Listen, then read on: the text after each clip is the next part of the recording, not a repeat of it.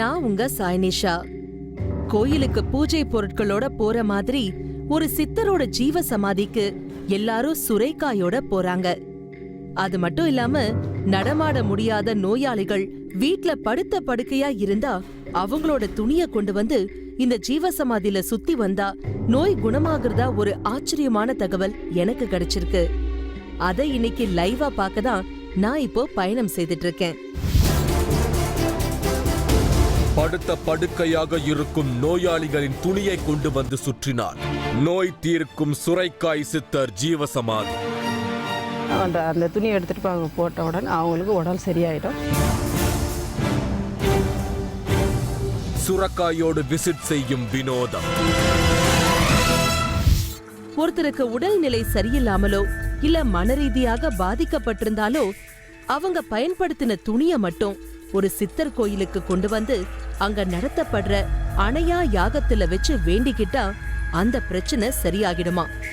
அப்படி பாதிக்கப்பட்ட ஒருத்தர் அந்த அதிசயமான சித்தர் கோயிலுக்கு போகவிருக்கிறதா நம்மோட 3வது கண் Facebook பேஜ்ல தகவல் கொடுத்திருந்தாங்க. சென்னை பட்டாபிராம்ல இருக்கிற அவங்கள சந்திக்க தான் நான் இப்போ போயிட்டு இருக்கேன். இவங்க சாமுண்டீஸ்வரி. இவங்களோட அம்மா தாயார் அம்மா.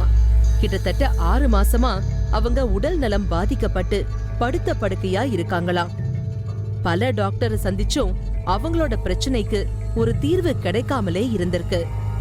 அப்போதான் சுரைக்காய் சித்தரோட ஜீவசமாதிய பத்தி கேள்விப்பட்டு நமக்கு தகவல் கொடுத்திருந்தாங்க. உள்ள படுத்திருந்த அவங்க அம்மா கிட்ட என்ன கூட்டிட்டு போனாங்க. ஒரு கட்டில்ல எழுந்திருக்க கூட முடியாம படுத்த படுக்கையா இருந்தாங்க. எலும்புல தேய்வு ஏற்பட்டதுனால அவங்களால எழுந்திருச்சு கூட நடக்க முடியல. படுத்திருந்தவங்க புரண்டு படுக்கவே ரொம்ப சிரமப்பட்டாங்க. சாப்பாடு கூட கரைச்சுதான் குடிச்சிட்டு இருந்தாங்க. கூடவே ஒரு நர்ஸ் இருந்து அவங்களுக்கு ஊசி மாத்திரை கொடுத்துட்டு இருந்தாங்க. அவங்களால வாய திறந்து பேச கூட முடியல. இப்படியே 6 மாசமா மருந்து மாத்திரைகளோட தான் இவங்க வாழ்ந்துட்டு இருக்காங்களாம். சில மருத்துவ சிகிச்சையும் செய்து பார்த்திருக்காங்க. அதுலயும் சரியான பலன் கிடைக்கலையா. கடைசியா சுரைக்காய் சித்தர் தான் ஒரே வழின்னு முடிவு பண்ணிருக்காங்க. ஆனா எழுந்து நடக்கவே முடியாத அவங்களால சித்தர் கோயிலுக்கு போக முடியாது. அதனால அவங்க அம்மாவுக்கு பதிலா அவங்களோட துணிய மட்டும் எடுத்துக்கிட்டு இன்னைக்கு ஆந்திராவுல இருக்கிற சுரைக்காய் சித்தர் கோயிலுக்கு போகவிருக்காங்க சாமுண்டீஸ்வரி. அம்மாவுக்கு உடம்பு சரியில்லை, எலும்பு தேய்மானம் அப்படி சொல்லியிருந்தாங்க. எல்லா மெடிசனும் கொடுத்தோம், எதுவும் செட் ஆகலை. ஒருத்தர் வந்து வெளியால் ஒருத்தர் வந்து சொன்னாங்க, ஃப்ரெண்டு ஒருத்தர் சொன்னாங்க, தாத்தா கோயிலுக்கு போய் வந்தால் நல்லா இருக்கும், நீ போயிட்டு வா, எல்லா நோய் நொடி எல்லாமே தீர்த்து வைப்பார், பில்லி சுனி எல்லாமே. சரி, அவர் சொன்ன ஒரு நம்பிக்கையில் நான் அம்மாவோடைய ப்ளவுஸ் எடுத்துகிட்டு, ஏன்னா அம்மாவை கூப்பிட்டு போக முடியாது, ரொம்ப படுத்து படுக்கையாக இருக்கிறதுனால நான் வந்து அம்மாவோடைய துணி எடுத்துகிட்டு போய் தாத்தா கோயிலை சுற்றிட்டு பார்த்துட்டு வரலான்னு கிளம்பி இருக்கிறேன். இன்னைக்கு அங்க நடக்கிற அணையா யாகத்துல இவங்களோட துணிய வச்சு வேண்டிக்கவிருக்காங்க சாமுண்டேஸ்வரி. யாகத்தோட பலனா அவங்க அம்மாவுக்கு என்ன நடக்க போகுதுன்னு நம்ம எபிசோடோட எண்டுல பார்க்கலாம். அத பார்க்க நானும் ரொம்ப ஆர்வமா அங்க இருந்த சித்தர் கோயிலுக்கு கிளம்பினேன். நான் இப்போ ஆந்திரா மாநிலம் நாராயண வனத்துல இருக்கிற சுரைக்காய் சித்தர் ஜீவ சமாதிக்கு டிராவல் பண்ணிட்டு இருக்கேன். தமிழ்நாடு பார்டர் தாண்டியதுமே சில அற்புதமான மலை தொடர்களும் பசுமைக்கு பஞ்சம் இல்லாத விவசாய நிலங்களையும் என்னால பார்க்க முடிஞ்சது. அதெல்லாம் ரசிச்சபடியே பயணம் பண்றதெல்லாம் ஒரு அலாதியான அனுபவம் தான். நான் இப்போ ஊருக்குள்ள என்டர் ஆகிட்டேன்னு நினைக்கிறேன். ஜீவசமாதிக்கு போற வழியில ஒரு பெருமாள் கோயில கிராஸ் பண்ணி தான் போயிட்டு இருக்கேன். இந்த கோயில்ல தான் திருப்பதி பெருமாளுக்கு திருமணம் நடந்ததா ஒரு வரலாறு சொல்லப்படுது. பெருமாளை மனசுல நினைச்சுக்கிட்டே நான் சித்தரோட ஜீவ சமாதிக்கு வந்து சேர்ந்துட்டேன். காரை விட்டு இறங்கி கோயிலுக்குள்ள நுழைஞ்சேன். அப்போ அங்க வந்தவங்க எல்லாரும் கையில சுரைக்காயோட கோயிலுக்குள்ள போயிட்டு இருந்தாங்க. அதனால நானும் சுரைக்காய் வாங்கலாம்னு பக்கத்துல இருந்த கடைக்கு போனேன். அங்க இருந்த கடைக்கார பாட்டி கிட்ட அதோட விவரத்தை கேட்டேன். அப்போதான் அவங்க எனக்கு ஒரு விஷயத்த சொன்னாங்க.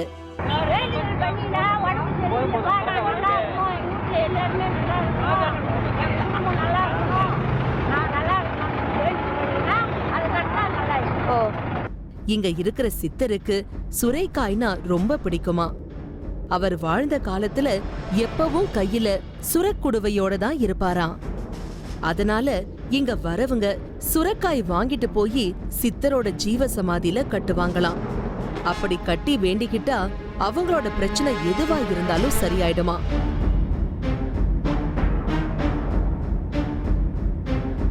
அதனால நானும் ஒரு சுரைக்காயை வாங்கிக்கிட்டு கோயிலுக்கு போனேன். உள்ள போனதும் அங்க ஒரு யாக குண்டத்தை பார்த்தேன். பார்க்க ரொம்ப சின்னதா இருந்தது. இதுதான் அந்த அணையா யாக குண்டம்னு நான் தெரிஞ்சுக்கிட்டேன். பௌர்ணமி நைட்டு குறிப்பிட்ட நேரம் வரும்போது மட்டும்தான் இதுல யாகத்தை நடத்தி பூஜைகள்லாம் செய்வாங்களாம்.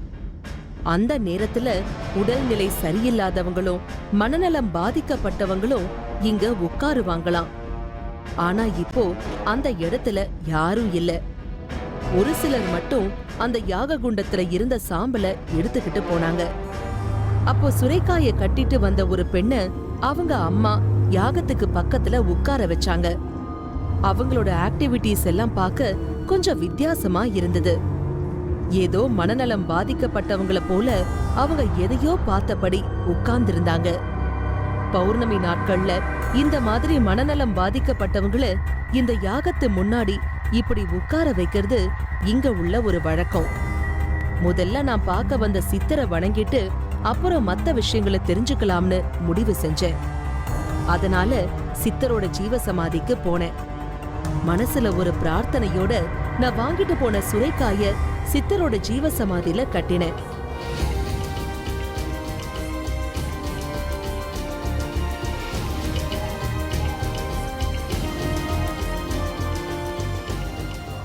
சித்தரை வழிபடலாம்னு அவரோட சிலை அமைஞ்சிருக்கிற பீடத்துக்கு போனேன். உள்ள போனதும் எனக்கு ரொம்ப ஆச்சரியமா இருந்தது. ஏன்னா கோயிலுக்கு வந்திருந்தவங்க எல்லாருமே கருவறையில இருந்த சித்தரோட சிலைக்கு ஏதோ பூசாரி மாதிரி அபிஷேகம் செய்துட்டு இருந்தாங்க. அதுக்கான காரணம் என்னன்னு புரியாம நான் அங்க நடக்கிறத எல்லாம் கவனிச்சுக்கிட்டே இருந்தேன். அப்போ அங்க வந்த பூசாரியும் சித்தரோட சிலைக்கு அபிஷேகம் செய்ய தொடங்கினாரு. என்னையும் சித்தரோட சிலைக்கு அபிஷேகம் செய்ய சொன்னாரு. பால், சந்தனம், தயிர்னு கிட்டத்தட்ட 9 வகையான பொருளால நானும் சித்தருக்கு அபிஷேகம் செஞ்சேன். அங்க வந்திருக்கிறவங்களுக்கு வேணும்னாலும் அது பழக்கப்பட்ட ஒரு விஷயமா இருக்கலாம். ஆனா இப்படி பூசாரி மாதிரி கருவறையில இருக்கிற சிலைக்கு அபிஷேகம் பண்றது எனக்கு இதுதான் ஃபர்ஸ்ட் டைம். அந்த நேரத்துல எனக்குள்ள ஒரு ஸ்பிரிச்சுவல் ஃபீல். எனக்கும் அது ஒரு புது எக்ஸ்பீரியன்ஸா இருந்தது. நான் பூஜைகளை முடிச்சிட்டு வெளியே வந்ததும் பூசாரி எனக்கு அங்க இருக்கிற சிறப்புகளையும் சுரக்காய் சித்தரை பத்தின விஷயங்களையும் எனக்கு விவரிச்சாரு. கோயிலோட பக்கவாட்டுல ஒரு கண்ணாடி பெட்டி இருந்தது. அதுல சித்தர் பயன்படுத்திய பொருள்களை எல்லாம் பாதுகாத்து வச்சிருந்தாங்க. சித்தர் பயன்படுத்தின செருப்பு, கைத்தடி, ஒரு கத்தி எல்லாம் அங்க இருந்தது. அதோட பல வருஷங்களுக்கு முன்னால சித்தர்கிட்ட வந்து பலனடைஞ்ச ஆங்கிலேயர் ஒருத்தர் அவருக்கு பரிசா கொடுத்த ஒரு மேல் கோட்டும் இருந்தது. ஆனா அது இப்போ கிழிஞ்சு கோட்டுன்னு அடையாளமே தெரியாம ஒரு பஞ்சு மாதிரி மாறி இருந்தது. பித்தள பானையும் முக்கியமா சித்தர் எப்போதுமே கையில வச்சிருந்த ஒரு சுரை குடுவையும் அந்த கண்ணாடி பெட்டியில பாதுகாப்பா வச்சிருந்தாங்க. அதையெல்லாம் பூசாரி எனக்கு காட்டினாரு. இந்த கோயில்ல சித்தர் இன்னும் உயிரோட இருப்பதாதான் இவங்க நம்புறாங்க. சித்தர் ஜீவசமாதியான இடத்துக்கு மேலதான் இந்த சிலைய வச்சிருக்காங்க. அதனால வரவங்க அங்க கையாலேயே அந்த சிலைய தொட்டு அபிஷேகம் செய்யும் போது அது சித்தரையே தொடுற மாதிரி ஒரு உணர்வு கிடைக்குது. அப்படி தொடும்போது ஒவ்வொருத்தருக்குள்ளயும் இருக்கிற கெட்ட சக்திகளை சித்தரே எடுத்துடுவாருன்னு இவங்க நம்புறாங்க.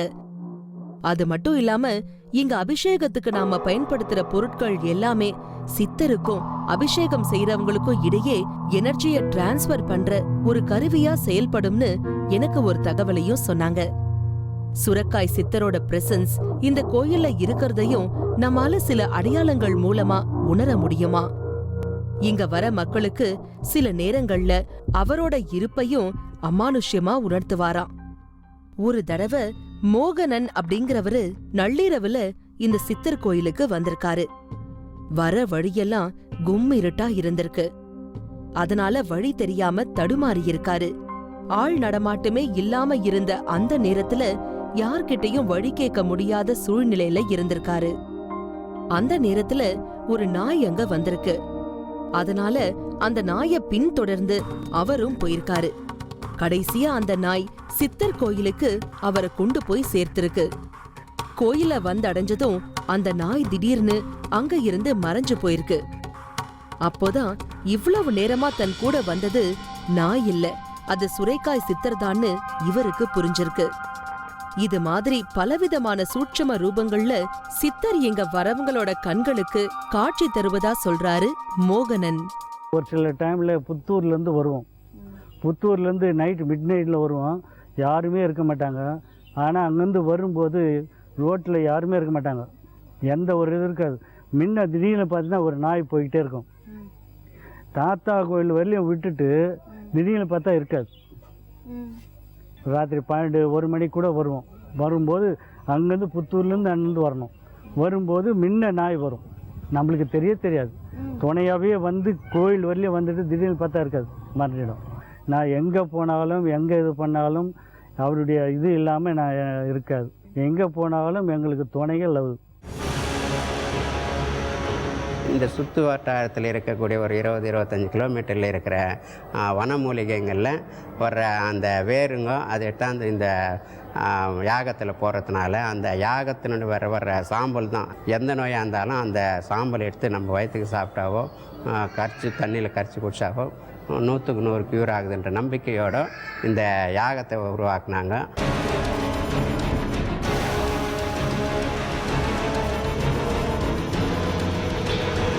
மூன்றாவது கண் இடைவேளைக்கு பின் தொடரும்.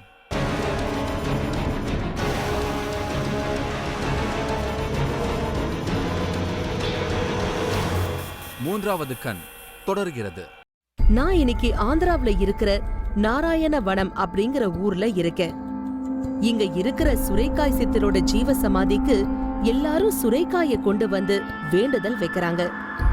அது மட்டும் இல்லாம படுத்த படுக்கையா இருக்கிற நோயாளிகளோட துணிய இங்க கொண்டு வந்து சுத்தி வந்தா நோய் குணமாகறதா ஒரு ஆச்சரியமான நம்பிக்கை இங்க இருக்கு. அது எல்லாம் பார்க்கதான் நான் இங்க வந்திருக்கேன். சுரைக்காய் சித்தர் வாழ்ந்த காலத்துல அவரு எப்பவுமே சுரை குடுக்கையோடு தான் இருப்பாராம். சாப்பிடுறதுல இருந்து தண்ணீர் குடிக்கிற வரைக்கும் சுரை குடுக்கைய தான் பயன்படுத்துவாராம். வீடு வீடா போய் யாசகம் வாங்குற பொருட்களை அந்த சுர குடுக்கையில தான் வச்சிருப்பாராம். எத்தனை நாள் ஆனாலும் அந்த சுர குடுக்கையில வச்சிருக்கிற சாப்பாடு கெட்டு போகாதாம். பசின்னு தன்கிட்ட 1000 பேர் வந்தாலும் அந்த ஒரு சின்ன சுர குடுக்கையில இருக்கிற சாப்பாட்டையே பலருக்கும் அள்ளி அள்ளி கொடுப்பாராம். சிம்பிளா சொல்லணும்னா அந்த சுர குடுக்கை தான் அவரோட அக்ஷய பாத்திரம். அப்படி அவர் கொடுத்த அந்த சாப்பாடு பல பேரோட நோய்களையும் பிரச்சனைகளையும் தீர்த்திருக்கான். அதுல இருந்துதான் இவரை சுரைக்காய் சித்தர்னு கூப்பிட ஆரம்பிச்சிருக்காங்க. அதனாலதான் இன்னைக்கும் இந்த கோயிலுக்கு வரவங்க அவரோட ஜீவ சமாதியில சுரைக்காய் கட்டுறத வழக்கமா வச்சிருக்காங்க. அப்படி சுரைக்காய கட்டுறவங்க எந்த ஒரு வேண்டுதலோட அதை கட்டுறாங்களோ நிச்சயமா அத சித்தர் நிறைவேற்றி தருவாருன்னு இவங்க முழுமையா நம்புறாங்க. அவர் சொன்னதும் இப்போ எனக்கு அந்த சுரைக்காய தொட்டு பார்க்கணும்னு தோணுச்சு. அதனால அங்க உள்ள போய் சித்தர் பயன்படுத்தின அந்த பொக்கிஷத்தை நான் தொட்டு பார்த்தேன். இந்த மாதிரி சில அரிதான பொருட்களை பார்க்கறதே நமக்கு ஒரு பாக்கியம்தான். சுரைக்காய் சித்தர் ஆரம்ப காலங்கள்ல சென்னையில தான் வாழ்ந்திருக்காரு. அப்போ இந்தியாவுல ஆங்கிலேயர்கள் ஆட்சி நடந்துட்டு இருந்திருக்கு. சென்னையில உள்ள எக்மோர் ரயில் நிலையம் கட்ட ஒரு திட்டம் போட்டிருக்காங்க. அப்போ அது கட்ட சில பிரச்சனைகளும் வந்திருக்கு. அந்த சமயத்துல அந்த பகுதியில வாழ்ந்த இந்த சித்தர் தான் ரயில் நிலையம் கட்ட பெரிய உதவியா இருந்திருக்காரு. எக்மோர் நிலையம் உருவாக இவர்தான் முக்கிய காரணம்னு இவங்க சொல்றதையெல்லாம் கேட்கும் போதே எனக்கு ஆச்சரியமா இருந்தது. எக்மோர் ரயில்வே ஸ்டேஷன் இருக்கு இல்லையா, அந்த ரயில்வே ஸ்டேஷனுக்கு உற்பத்தி பண்ணுறதுக்கு வெள்ளைக்காரங்கிட்ட வந்து இவர் தான் வந்து அங்கே இருக்கிறவங்ககிட்ட இது பண்ணி அந்த ஸ்டேஷனுக்கு ஏற்பாடு பண்ணி கொடுத்ததே இவர் தான். இவர் சொர்க்காசாமியார் தான் வந்து அந்த எக்மோர் ரயில்வே ஸ்டேஷனுக்கு அதுக்கு எல்லாம் இதெல்லாம் இருக்குது. பத்மகிரி பாபா சொன்ன மாதிரியே நாளுக்கு நாள் சித்தர் வழிபாடு பெருகிக்கிட்டே வருது. வழிபாட்டு முறையில சில மாற்றங்கள் இருந்தாலும் மக்களோட பிரச்சனைய தீர்க்கறதுக்காக தான் சித்தர்கள் எப்பவுமே சித்துக்களை செய்திருக்காங்க. அப்படிதான் இந்த சுரைக்காய் சித்தரோட ஜீவ சமாதியிலையும் பல அதிசயங்கள் நடந்துகிட்டு வருது. அதுலயும் குறிப்பா சொல்லணும்னா இங்க இருக்கிற அணையா வேள்வியும் இந்த கோயிலோட ஒரு சிறப்பு. சித்தர் வாழ்ந்த காலத்துல அந்த இடமெல்லாம் வனப்பகுதியா இருந்திருக்கு. அப்போவெல்லாம் சித்தர் அந்த வனப்பகுதியில இருந்த மூலிகை செடிகளையும் மரங்களையும் கொண்டு வந்து ஒரு பெரிய யாகம் நடத்துவாராம். அந்த யாகத்துல கலந்துக்கிறவங்களுக்கு எந்த விதமான பிரச்சனைகள் இருந்தாலும் உடனே சரி.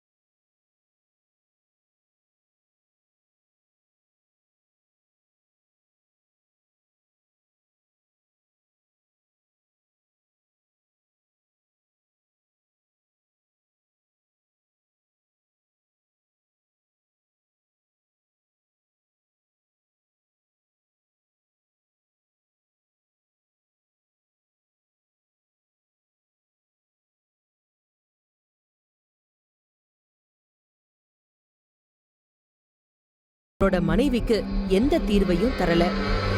அப்போதான் இவருக்கு தெரிந்த ஒருத்தர் சுரைக்காய் சித்தரை பத்தியும் இங்க நடக்கிற அணையா யாக பூஜைய பத்தியும் சொல்லி இருக்காரு. அப்புறமாதான் தன்னோட மனைவிய இங்க கூட்டிட்டு வந்திருக்காரு. இங்க நடந்த பௌர்ணமி யாகத்துல அவங்கள உட்கார வச்சிருக்காரு. யாகத்தை சுத்தி வந்ததுமே அவங்களுக்குள்ள ஒரு மாற்றம் ஏற்பட்டிருக்கு. கடைசியா 3 நைட் இங்கேயே தங்கி இருக்காங்க. அப்போ அவரோட மனைவி மேல இருந்த எல்லா கெட்ட சக்திகளும் அவங்கள விட்டு முழுமையா போனதா சொல்றாரு அங்குசாமி.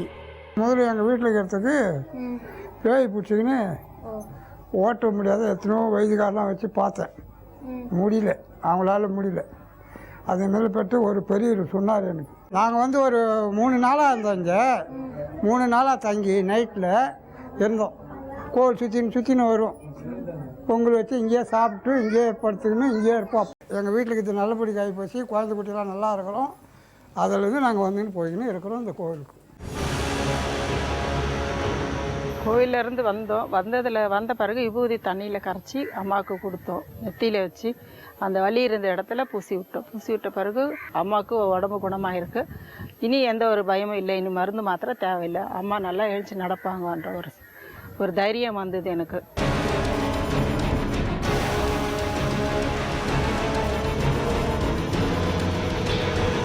மூன்றாவது கண் இடைவேளைக்கு பின் தொடரும்.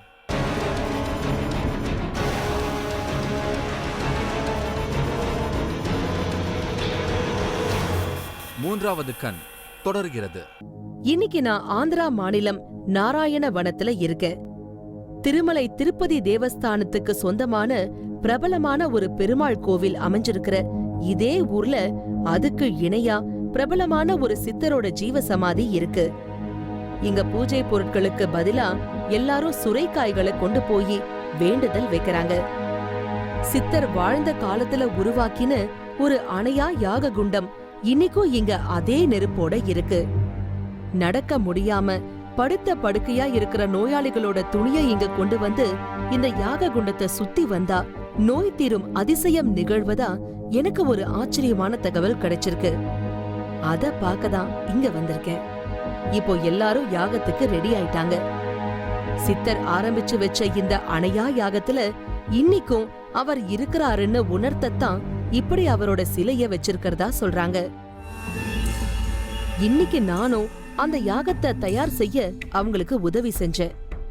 சாமுண்டீஸ்வரி தன்னோட அம்மா குணமடையணும்னு வேண்டிக்கிட்டே சித்தருக்கு சுரைக்காய கட்டினாங்க.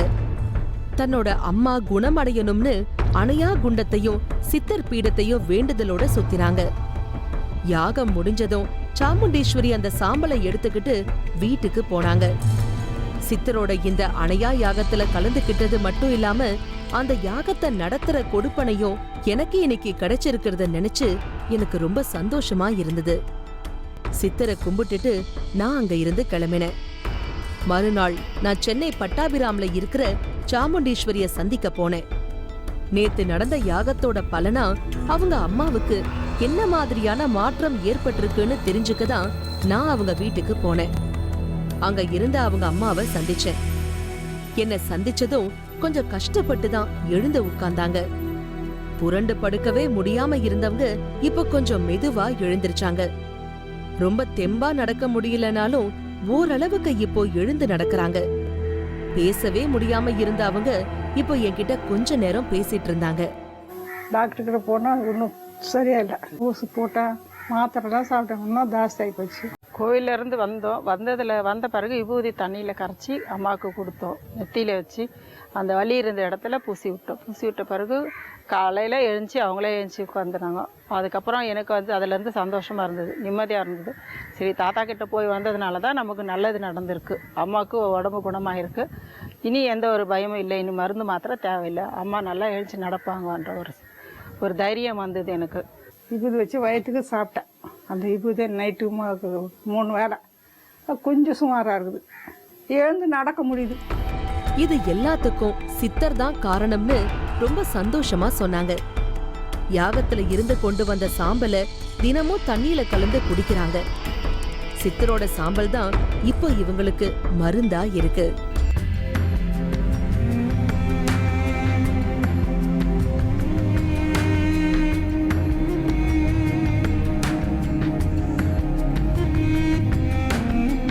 அடுத்த வேற ஒரு நிகழ்ச்சியில உங்களை திரும்பவும் நான் சந்திக்கிறேன்.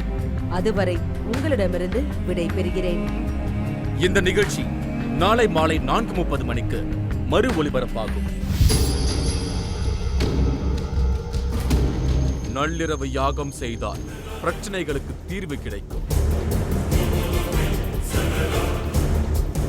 12 மணி யாகம் நான் வென்றுண்டா, நான் தெருவில் இருக்கேன், நான் அழிய போறேன், என் உயிரை எடுத்துக்கப்பா, நான் இந்த டயத்தில் ஒன்று உறங்க விடாமல் நான் செய்வேன். மனப்பூர்வமாக உயிரை பணம் வச்சுட்டு அது செய்வேன். பூஜைக்கு பதில் சொல்லும் பஞ்சபூதங்கள்.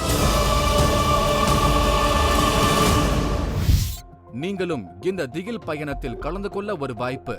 3வது கண் டிவி ஷோ என்ற Facebook பக்கத்தில் எங்களோடு இணைந்திடுங்கள். உங்களது அமானுஷ்ய அனுபவங்களை பதிவு செய்து இந்த நிகழ்ச்சியில் பங்கு பெறும் வாய்ப்பை பெறுங்கள்.